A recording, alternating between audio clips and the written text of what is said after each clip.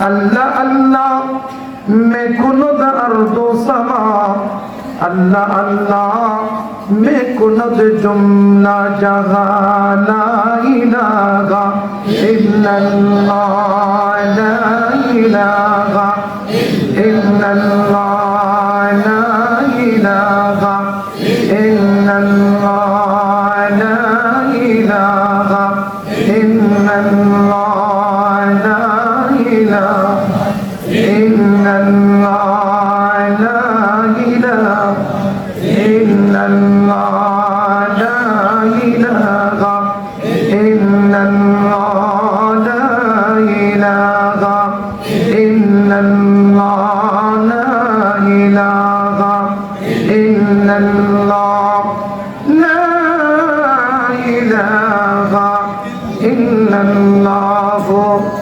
मुहम्मदुर रसूलुल्लाह सल्लल्लाहु अलैहि वसल्लम। अस्तगफिरुल्लाह रब्बी मिन कुल्लि ज़ंबिन व अतूबु इलैहि, ला हौला वला कुव्वता इल्ला बिल्लाहिल अलिय्यिल अज़ीम। মাদ্রাসাতুল মদিনাতুত তৈয়্যিবা মদিনা মাদ্রাসার উদ্যোগে আজকের এই মহতী মাহফিলের সম্মানিত সদরে ইজলাস সাইয়্যিদ আল মুহতারামি ওয়াজিবুল ইহতারাম, আজকের মাহফিলের মধ্যমণি জনাব সভাপতি আলহাজ আমার দাদা জান জালালউদ্দিন সাহেব,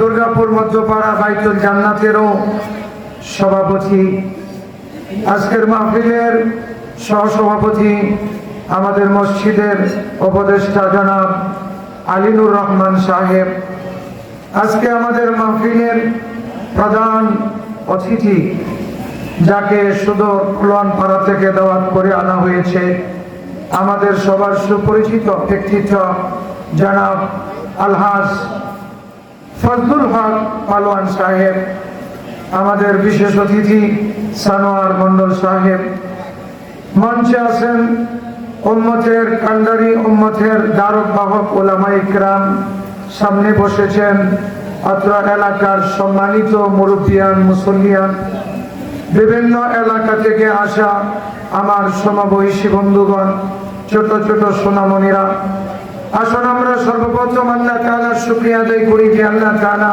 কোরআনের নিসবতে, হাদিসের নিসবতে এই মুহূর্তে আমাদের এই মাঠটাকে জালিসুর রহমান, রহমানের একটা বৈঠকখানা বানায়া দিয়া আল্লাহ তাআলা সেই রহমানের বাগানে বসায়া রহমানের কাছ থেকে কিছু আল্লাহ তাআলার দান অনুদান নেওয়ার জন্য বসায়া দিয়েছেন। যে মালিক মহব্বত করে সেই রহমান ও মালিকের শুকরিয়া দিল থেকে সবাই মিলে আদায় করি, বলি আলহামদুলিল্লাহ। বলার আওয়াজ একটু ছেড়ে দিয়ে বলুন আলহামদুলিল্লাহ।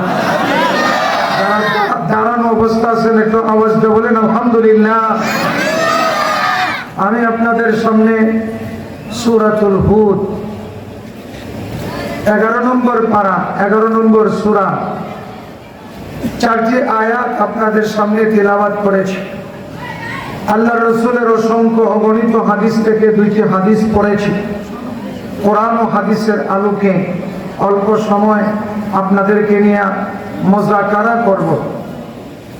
আল্লাহ তাআলা যেন কোরআনের উপরে হাদিসের উপরে আমল করা আমাকেও তৌফিক দান করেন, আপনাদেরকেও তৌফিক দান করেন, বলুন আমিন। আল্লাহ তাআলা এই সূরার প্রথমে আল্লাহ তাআলা হরফে মুকাত্তাআত, যার অর্থ আল্লাহ এবং আল্লাহর রাসূল ছাড়া আর কেউ জানে না, সেই আয়াত দিয়ে আল্লাহ তাআলা শুরু করেছেন। আল্লাহ তাআলা আয়াতের প্রথম বাক্যে আল্লাহ তাআলা এমন একটি ভালোবাসা আর ভেদ গোপন তথ্য বলেছেন যেটা কেউ জানে না, জানে একমাত্র আল্লাহ আর তার বন্ধু। সেই ভেদ আল্লাহ তাআলা এবং আল্লাহর বন্ধুর কাছে রেখে দিয়ে আমরা সামনের দিকে একটু আয়াতের অর্থ শুনি।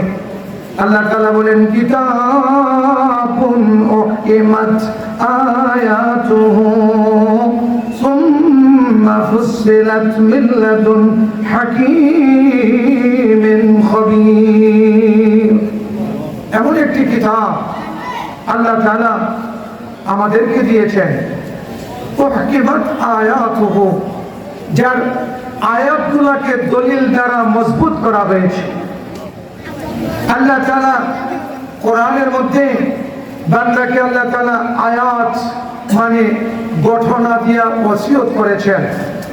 আল্লাহ তাআলা আল্লাহর কালাম দিয়া বান্দাকে দলিল বলে বলে বান্দাকে নসিহত করেছেন।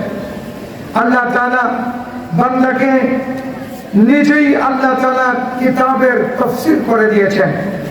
আল্লাহ তাআলা নিজেই আল্লাহর কালামে আল্লাহ যে আমাদেরকে কিতাবটি দিয়েছেন সেই কিতাবের তাফসীর করেছেন। আল্লাহ নিজেই বলেন, সুম্মা ফুসসিলাত মিন লাদুন হাকীমিন খবীর।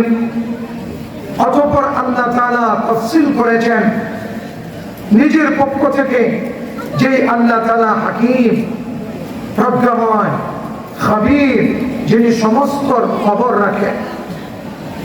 আল্লাহ তা'বুদু ইল্লাল্লাহ, আল্লাহ তাআলা যে আমাদেরকে দলিল দিয়া কিতাবটি দিয়েছেন, কিতাবের ব্যাখ্যা কি, আমরা কিতাব থেকে কি পাইলাম, আল্লাহ তাআলা নিজেই তাফসীর করে বলেন, আল্লাহ তা'বুদু ইল্লাল্লাহ, একমাত্র আল্লাহ ব্যতীত আর কারো উপাসনা করিও না, এটাই কিতাবের ব্যাখ্যা। ইন্নানি লাকুম মিনহু নাযীরুন ওয়া বাশীর, নিশ্চয় আমি নবী তোমাদের জন্য আল্লাহর পক্ষ থেকে ভয় দেখানেওয়ালা, ডর লাগানেওয়ালা, জাহান্নামের ভয় দেখানোর জন্যই আল্লাহ তাআলা আমাকে প্রেরণ করেছেন তোমাদের জন্য, এবং জান্নাতের সুসংবাদ দেওয়ার জন্যই আল্লাহ তাআলা আমাকে প্রেরণ করেছেন। এটাই কিতাব, যেই কিতাবকে আল্লাহ তাআলা দলিল দ্বারা বয়ান করেছেন। তার ব্যাখ্যা হলো, আল্লাহ তাআলা ছাড়া আর কারো ইবাদত চলবে না, ইবাদত হবে কার? জোরে বলেন, ইবাদত হবে কার? আল্লাহ বানাইছেন আমাদেরকে কি জন্য? ইবাদতের জন্য। এই ইবাদত যিনি করবে তাকে সুসংবাদ দেওয়ার জন্যই নবীকে পাঠানো হয়েছে। যিনি ইবাদত করবে না তাকে ভয় দেখানোর জন্যই নবীকে পাঠানো হয়েছে। সেই কথা আল্লাহ তাআলা বলেন, ইন্নানি লাকুম মিনহু নাযীরুন ওয়া বাশীর। এবার আল্লাহ তাআলা বলেন, জীবন পরিচালনা করার ক্ষেত্রে যদি আল্লাহর ইবাদত না করে, আল্লাহকে বলে যাও, আল্লাহর নাফরমানিতে লেগে যাও, আল্লাহকে যদি বইলা তুমি কোনো পাপাচারে লিপ্ত হয়ে যাও, তো শোনো আমার বন্ধু তোমাদেরকে খবর দিচ্ছে, ওয়া আনিস্তাগফিরু রাব্বাকুম সুম্মা তুবু ইলাইহি। যদি তোমরা আল্লাহকে বলে যাও, কিতাব তোমাদেরকে দেওয়া হয়েছে দলিলের মাধ্যমে, মুস্তাহকাম করে, হাকিম হিকমত দিয়া ভরপুর করে তোমাদেরকে কিতাব দিয়েছে, যাতে করে কিতাবের ব্যাখ্যা তোমরা বুঝতে পারো। আল্লাহ ব্যাখ্যা করে দিয়েছে। কিতাব দেওয়া উদ্দেশ্য, কিতাবের উদ্দেশ্য, কিতাবের অর্থই হলো আল্লাহ তা'বুদু ইল্লাল্লাহ। যদি সেটা ভুলে যাও তো আনিস্তাগফিরু রাব্বাকুম, তোমরা রবের কাছে ফিরে আসো, রবের কাছে এসে তোমরা তোমাদের বিষয় স্বীকার করো। ভুলে যাওয়া, নাফরমানি করা, আল্লাহর গোলামি না করা, আল্লাহ তাআলার ইবাদত না করার কারণে যেই অন্যায় তোমরা করেছো, সেই অন্যায় তোমরা আইসা রবের কাছে স্বীকার করো। আনিস্তাগফিরু রাব্বাকুম, তোমার রবের কাছে এসে ইস্তিগফার করো। সুম্মা তুবু ইলাইহি, রবের কাছে স্বীকার করে তোমরা রবের কাছে তওবা করো। স্বীকারোক্তি দেওয়ার পরে রবের কাছে এসা তোমরা ফিরে আইসা তোমাদের গুনার কারণে তওবা করো। يمتعكم متاعا حسنا إلى أجل مسمى। আল্লাহ তাআলা তোমাদেরকে আল্লাহ তাআলার পক্ষ থেকে অনুদান দিবেন কিছু সময়ের জন্য। ইলা আজালিন মুসাম্মা ওয়া ইউতি কুল্লি যী ফাদলিন ফাদলা, এবং যিনি ভালো কাজ করে তার ভালো কাজগুলোকে আল্লাহ তাআলা বৃদ্ধি করে দিবেন 10 গুণ করে। সুবহানাল্লাহ। ওয়া ইন তাওয়াল্লাউ ফাইন্নী আখাফু আলাইকুম আযাব ইয়াউমিন কাবীর। যদি তোমরা ফিরে না আসো, তোমরা তোমাদের কাজের মধ্যে লিপ্ত হয়ে থাকো, ফাইন্নী আখাফু আলাইকুম, তো আমি আল্লাহ তাআলার রাসূল বলতেছেন আমি তোমাদের ব্যাপারে ভয় করি, তোমাদের জন্য আল্লাহ তাআলা আযাবেন কবীর, ভয়ানক আযাব রেখেছেন। ইলাল্লাহি মারজিউকুম, যে যে অবস্থায় আছো, যেখানেই থাকো, যে অবস্থায় থাকবা, তোমার প্রত্যাবর্তন আল্লাহর কাছে করতেই হবে। ওয়া হুয়া আলা কুল্লি শাইইন কাদির, তিনি সমস্ত ক্ষমতার অধিকারী। আয়াতের একটু অর্থ শুনলাম, অর্থ শুনে মনে মনে ভাবতেছে যে হুজুর এখানে কোরআনের অর্থই বলবে আর কিছুই বলবে না মনে হয়। আস্তে আস্তে চলে যাচ্ছে কোরআন থেকে কোরআনের ব্যাখ্যা করা। পৃথিবীর যত তাফসীর আছে সমস্ত তাফসীরের মধ্যে লেখা আছে কোরআনের তাফসীর, কোরআন দেয়া করা পৃথিবীর সবচেয়ে বড় তাফসীর, সবচেয়ে বড় ব্যাখ্যা। কোরআনের আয়াতের অর্থ কোরআন দিয়া যদি আল্লাহ বলে দেয় এর মতো আর তাফসীর নাই। আর কোরআন যদি বান্দা শুনে, তার দিলের যে দাগ আছে, দিলের ভিতরে যে ময়লা আছে, সেই ময়লাগুলো আস্তে আস্তে দূর হইতে থাকে। কোরআনের মধ্যে আল্লাহ তাআলা রেখেছেন আকর্ষণ, কোরআনের মধ্যে আল্লাহ তাআলা রেখেছেন নূর, কোরআনের ভিতরে আল্লাহ তাআলা আকর্ষণ, এমন আকর্ষণ রেখেছেন, এই আকর্ষণ যদি আল্লাহ তাআলা আসমানের মধ্যে রাখেন তো আসমান ফাইটা যাইতো কোরআনের আকর্ষণের ভারে। আল্লাহ তাআলা যদি এই কোরআনকে পাহাড়ের উপর রাখেন তো পাহাড় কইলা যাইতো কোরআনের নূরে। আল্লাহ তাআলা যদি এই কোরআনকে সাগরের মধ্যে রাখতেন তো নূরে টাইনা, কোরআনের নূরে টাইনা পুরা সাগরকে খালি করে শুকনা বানাইয়া দিত। আল্লাহ তাআলার কালামের মধ্যে পাওয়ার রেখেছেন। এই কোরআন যার সাথে লাগবে, যেই কোরআনকে ধারণ করবে, যেই কোরআনকে নিজের মধ্যে ফিট করবে, কোরআনওয়ালা হয়ে যাবে, কোরআনের সঙ্গী হয়ে যাবে, কোরআনের সাহায্যকারী হয়ে যাবে। কোরআনকে সাহায্য না করতে পারলে কোরআনওয়ালাদেরকে ভালোবাসবে। যদি এতটুকু হয়ে যায়, আল্লাহ তাআলার রাসূল বলেন কিয়ামতের দিন যখন আল্লাহ তাআলা সমস্ত মানব দানবকে একত্রিত করে একটা মাঠে একত্রিত করে আল্লাহ তাআলা নিজে সেই মাঠের মধ্যে বসবেন। মাঠের মধ্যে বৈশা আল্লাহ তাআলা কিছু ফেরেশতাকে ডাক দিবেন। ফেরেশতাদের সংখ্যা আল্লাহর রাসূল বলেন ৭০,০০০ হবে। ফেরেশতাদেরকে আল্লাহ তাআলা ডাক দিয়া ফেরেশতাদেরকে বলবে আমার কিছু আহাল আছে, যারা আমার আহাল জমিনের মধ্যে আছে তাদেরকে তোমরা একটু ইস্তেকবাল করার জন্য, স্বাগতম জানানোর জন্য চলে যাও। হাসরের মাঠে অসংখ্য অগণিত মানুষের মধ্যে কিছু মানুষ হবে বিশেষ মেহমান, যারা আল্লাহর পরিবার হবে। সুবহানাল্লাহ। আল্লাহর রাসূল বলেন ইন্না লিল্লাহি আহলিনা মিনাদ দুনিয়া কিলা ইয়া রাসূলুল্লাহ মান হুম। আল্লাহর রাসূল বলেন জমিনের মধ্যে আল্লাহ তাআলা কিছু মানুষকে আল্লাহ তাআলার পরিবার বলে ঘোষণা দিয়েছে। আল্লাহর কি পরিবার হয়? নবী বলছেন হয়। কথা, নবীর কথা কি মিথ্যা হইতে পারে? নবী বলছেন হয়। আল্লাহর রাসূল বলেন আল্লাহ তাআলার কিছু আহাল আছে জমিনের মধ্যে। সাহাবায়ে কেরাম জিজ্ঞাসা করেন ওগো আল্লাহর রাসূল, সেই জমিনের মধ্যে আল্লাহর পরিবারের মানুষগুলা কারা?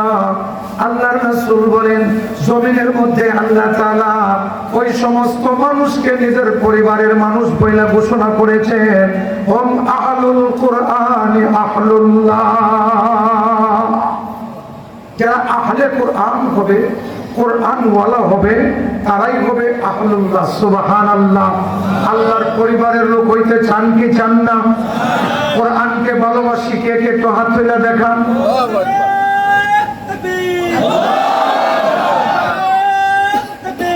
আল্লাহ ইসলামের শত্রুরা হুঁশিয়ার সাবধান, ইসলামের শত্রুরা হুঁশিয়ার সাবধান।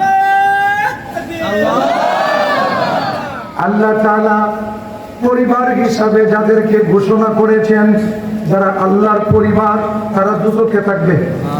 এক কথা বলেন না, তারা দুজকে থাকবে। যারা আল্লাহর পরিবার তাদের ঠিকানা কোথায়? তাদের ঠিকানা কোথায়? আল্লাহর রাসূল বলে ইন্না ফিল জান্নাতি নাহরুন, নিশ্চয় জান্নাতের মধ্যে আল্লাহ তাআলা একটা নহর বানায় রাখছে। আল্লাহ তাআলা জান্নাতের ভিতরে নহর বানায় রাখছে। নহরটা নাম হলো ইসমুহু রাইয়ান।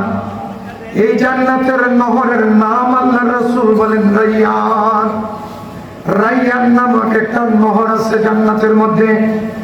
মিন মদিনাতি মারজান, যেই রাইয়ান নহরের পাশে আল্লাহ তাআলা মারজান নামক শহর বানায় রাখছে। জান্নাতের মধ্যে একটা নহর, নহরের আশপাশে আবার চতুর্দিক দিয়ে আল্লাহ তাআলা শহর বানায় রাখছে। শহরের মধ্যে কি এক দুইটা ঘর হইলে শহর হয় না? এক দুইটা বিল্ডিং হইলে শহর হয়? অসংখ্য অগণিত ঘর দিয়ে বানানো নহরের পাশে একটা বড় একটা মার্কেট, বড় একটা শহর। আল্লাহর রাসূল বলেন সাবুনা আলফা বাব, এই নহরের গেট বানানো হয়েছে। নহরের চারদিক দিয়ে যেই শহর বানানো হয়েছে, শহরের কাছাকাছি আল্লাহ তাআলা আবার গেট বানায় রাখছে। গেট আল্লাহ তাআলা বানায়, গেটের দরজার সামনে আল্লাহ তাআলা ফেরেশতা বসায় রেখেছেন। ওই গেটের ভিতর থেকে ৭০,০০০ ফেরেশতা যাদেরকে মেহমানদারি করার জন্য, যাদেরকে আমন্ত্রণ জানানোর জন্য আল্লাহ তাআলা ডাক দিয়া বলবে, ৭০,০০০ ফেরেশতা দাঁড়ায় যাবে। এবার আল্লাহর রাসূল বলেন সাবউনা আলফা বাব মিন যাহাবিন ওয়া ফিদ্দাতিন, যেই দরজাগুলোকে আল্লাহ তাআলা স্বর্ণ এবং রূপা দিয়া বানাইছে। স্বর্ণ রূপার গেট, আবার দরজার মধ্যে ৭০,০০০ ফেরেশতা। আল্লাহ তাআলা বলেন যারা তোমরা গেটের সামনে দাঁড়ায় রয়েছো, তোমরা ইস্তেকবাল যাওয়ার জন্য, তোমরা স্বাগতম জানানোর জন্য, আমার পরিবার আছে যারা, তাদেরকে স্বাগতম জানানোর জন্য তোমরা আগায়া যাও। তো ৭০,০০০ ফেরেশতা আগায়া বলবে রব্বে কারীম, আপনার পরিবার কারা? আল্লাহ তাআলা তখন বলবেন আমার পরিবার হলো হামিলুল কুরআন। হামিলুল কুরআন, যারা কোরআনকে নিজে ধারণ করেছে, কোরআনকে বহন করেছে, কোরআন অনুযায়ী জীবন পরিচালনা করেছে।